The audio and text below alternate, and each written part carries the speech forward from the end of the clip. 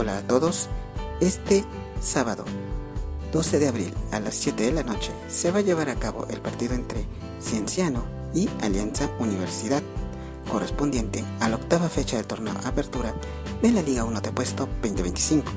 El escenario será en el Estadio Inca Garcilaso de la Vega, ubicado en Cusco. Esperemos de que haga un excelente partido y que gane el mejor. Mucha suerte para ambos equipos. Muchas gracias.